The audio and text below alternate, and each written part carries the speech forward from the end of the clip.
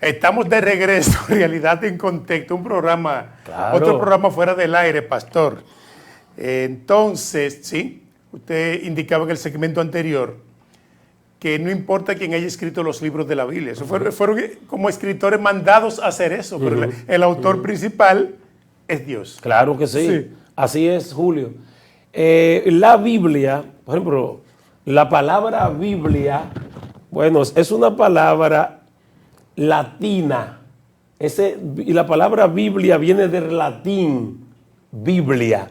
Pero a su vez, esa palabra del latín viene del griego, biblos, Sí. biblos o biblión, que significa, bueno, también a su vez del griego viene del hebreo, magilón o migilón, que significa arroyos. A su vez, tanto en latín la palabra Biblia como en el griego la palabra biblión y en el hebreo magilón, ambas cosas significan colección de libros. ¿Qué? La Biblia, aunque se ve una, es una colección de libros. Muchos libros. Sí, porque que ha de presumirse, pastor, que la primera Biblia que se escribió era un volumen tan grande que levantarlo era difícil. Eso ha ido haciéndose en miniatura, minimizándose, sin que pierda el contenido, sin que pierda la esencia. Y hoy tenemos libros más pequeños, más reducidos. claro, con el tiempo para el buen manejo, Sí. los libros de la Biblia o la Biblia se ha estado traduciendo, que de hecho vamos a hablar en otro programa de eso en lo adelante, sobre las traducciones bíblicas. Y ya los cristianos van a la iglesia, van a los servicios, unos llevan la Biblia, otros no, y aquí la tienen localizable. Tienen la Biblia para leerla en la casa y aquí con un clic, ahí está el texto que andan buscando. Electrónicamente, Sí. ahí se consigue la Biblia. Sí. Pero entonces te decía, Julio, que la Biblia en los tres idiomas, puede ser en latín como en el griego y en el hebreo, significa ambas cosas lo mismo, colección de libros. Hay otros que se han atrevido a decir biblioteca. Aquí, mientras caminamos con esto, estamos andando con una colección de libros o con una biblioteca. Sí. Ahora, ¿por qué colección de libros? ¿Por qué una biblioteca? Bueno, porque tiene 66 libros. O sea, en nuestra composición como pentecostales hay 66 libros.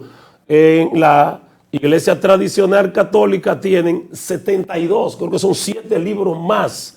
De manera aparte de que también hay otra colección de libros deuterocanónico o pseudoapócrifo, Sí. o sea, libros que no fueron inspirados. Son libros de historia, pero que están ahí, se utilizan con un buen valor histórico, pero no fueron libros inspirados por el Espíritu Santo. La Biblia que nosotros tenemos, esta que te puse como referencia, tiene 66 libros. En el Antiguo Testamento, la Biblia consta de 66 libros, hay 39 en el Antiguo Testamento y 27 en el Nuevo. De hecho, el primer libro de la Biblia, Génesis, ese libro es todo historia ya. Sí. Todo historia, porque eso fueron acontecimientos que la humanidad lo vivió, Así se cumplieron es. en la práctica. Así Sí. es. Para los antiguos, si citamos el texto antiguo dentro de lo que son el canon bíblico, en el Antiguo Testamento son 39 en nuestro canon bíblico registrado, 39 libros. Bueno, para los judíos, aunque en el canon judío hay 24, hay menos porque fusionan. Por ejemplo, le pongo un ejemplo, donde en el Antiguo Testamento se habla, eso es para un ejemplo, de primera y segunda de Crónica, ellos lo fusionan en uno. Sí. En nuestro tomo es primera y segunda. En el canon hebreo está en primera de Reyes y segunda de Reyes, un solo, solamente se dice Reyes.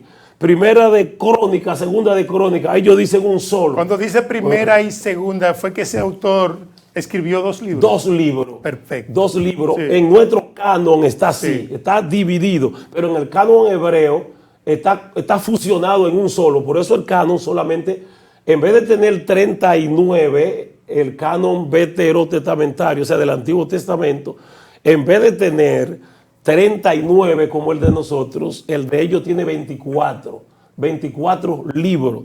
Entonces, esos 24 libros están subdivididos en el Antiguo Testamento. Por ejemplo, está lo que le llaman la Torá.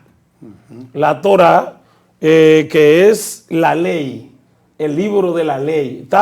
Está en el Pentateuco, que son los 5 primeros libros de la ley, los libros mosaicos, como le dicen los libros de Moisés. Y también en segundo renglón están los libros proféticos.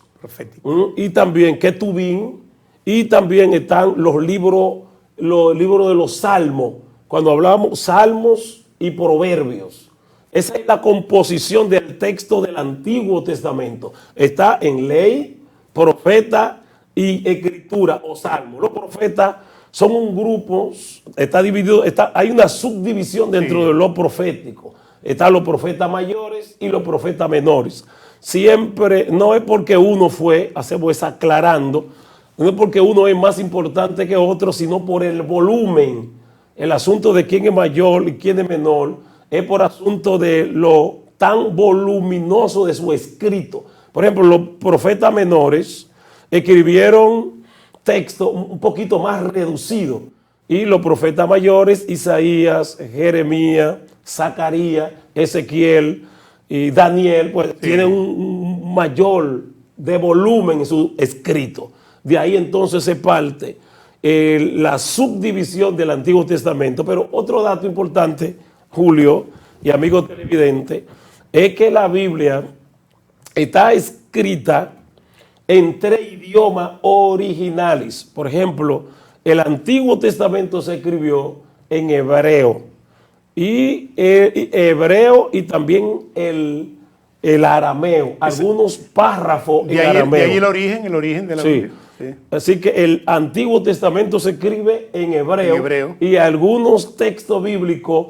en arameo, pero el Nuevo Testamento se escribe en griego, todo el Nuevo Testamento. Entonces, esos son los idiomas originales, el antiguo en hebreo y el nuevo en griego, aunque luego fuimos experimentando una serie de traducciones.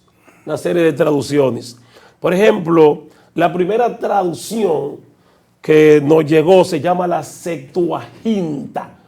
Septuaginta o versión de los 70. Lo que se dice que 70 rabinos viajaron a Alejandría por orden de este rey Ptolomeo Filadelfo, lo envió a hacer esa traducción para el idioma griego, porque esa Septuaginta fue la traducción del Antiguo Testamento del original hebreo al griego. Se llama la Septuaginta o versión de los 70, hecho por 70 rabinos, algunos dicen 72, pero lo que se cree que fue hecha para llevarla a la biblioteca de Alejandría para que los griegos pudieran participar, los griegos y también, o sea, los griegos helenísticos, o sea, que eran judíos de procedencia, eran judíos, pero con cultura griega. Y de ahí entonces se hizo la primera traducción de la Biblia, llamada la Septuaginta o versión de los 70. Pero antes de la Septuaginta se hizo una traducción del hebreo también, pero no se conoce tanto como traducción, sino los targúmenes. Los targúmenes, que son traducción. La palabra targum significa traducción. Traducción, sí, del hebreo al arameo. ¿Sabe que cuando el pueblo de Israel fue a Babilonia, pues la mayoría, por haber durado 70 años en una cultura diferente de la que ellos se habían formado, perdieron un poquito la destreza del habla hebrea. Entonces comenzaron a hablar el idioma del lugar, que era el idioma, el idioma que se hablaba allá en Babilonia. Entonces, ¿qué pasó? Luego se hacían los cultos sinagogales en la sinagoga, pero los rabinos, en el idioma que lo manejaban, era en el idioma hebreo. Su formación estaba en el idioma hebreo, pero necesitaban de un achán. Un achán es un ayudante. Un ayudante, como decir un monaguillo en, en el idioma de los católicos. Un ayudante para que le tradujera a lo que ya se habían olvidado del hebreo. Traductor en nuestro idioma. En otro idioma, o sea, del hebreo al arameo. Esas traducciones que se hacían del hebreo al arameo se llamaban targum o targúmenes, que significa traducción. Perfecto. Vamos a la pausa, regresamos en breve. Realidad en contexto.